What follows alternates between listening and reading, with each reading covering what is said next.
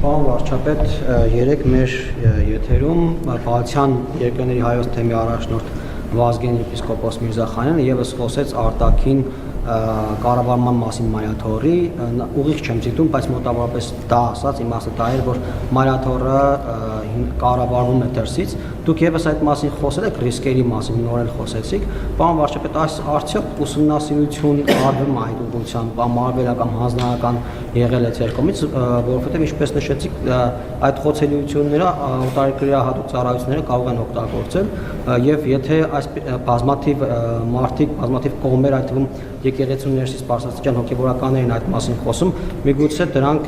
ավելի մոտ են ճշմարտությանը, ուսումնասիրություն կա, գուցե ապացույցներ անգամ կան։ Գիտեք, ամենամեծ խնդիրն է, որ ուսումնասիրելու բան չկա է։ Պետք է ուղղակի ուշադիր նայել եւ տեսնել ինչ որ կատարվում։ Այսինքն ինչ է ուսումնասիրես։ Ուսումնասիրում են անհայտը, բայց ակնհայտը ինչով ուսումնասիրես։ Մենք պետք է ուղղակի շատ ուշադիր լինել եւ արձանագրել։ Իմիջայլոց մի շատ կարևոր եւ հետաքրքիր փաստ, որ ըստ էության ստացվում է, որ հայաստանյաց առաքելական Սուրբ եկեղեցին նախորդող շրջանում ամբողջական եւ հստակ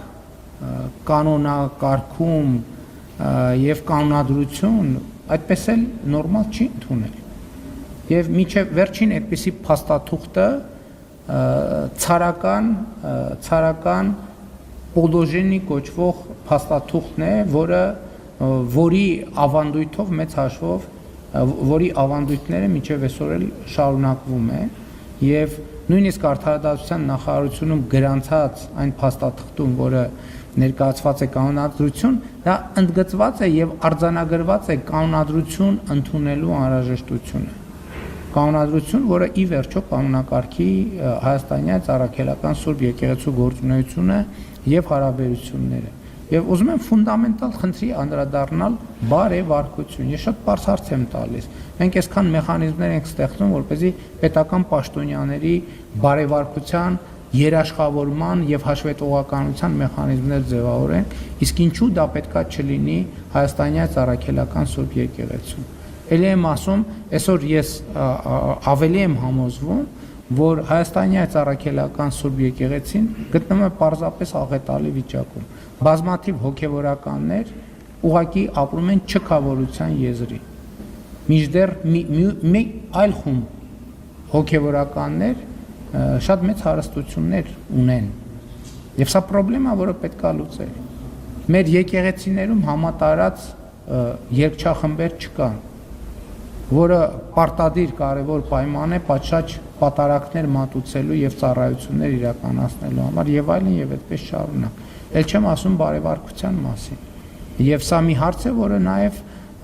առնչվում է պետական քաղաքականության հետ եւ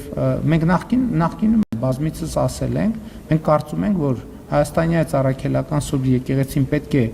գործի թափանցիկության դաշտում, այդ թվում Հայաստանի Հանրապետության օրենսդրությանը լիարժեքորեն համապատասխան եւ բազմիցս ասել եմ այդ թվում հարկային օրենսդրությանը համապատասխան եւ ասել եմ բազմիցս, որ կառավարությունը եւ այսօր էլ հստակ ասում եմ,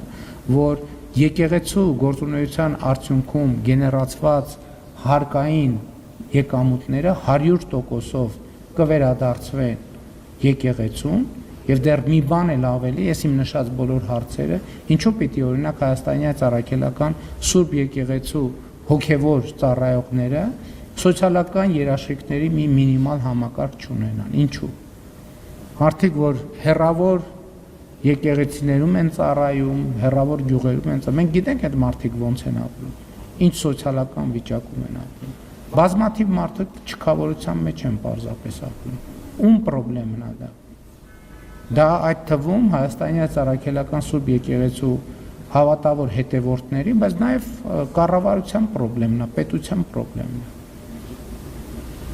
Եվ ես նկատի ունեմ, այս խնդրի մեջ բազմաթիվ շերտեր կան, եւ այդ շերտերին, բոլոր շերտերին պետք է խնամքով եւ հոգատարությամբ մենք անդրադառնանք։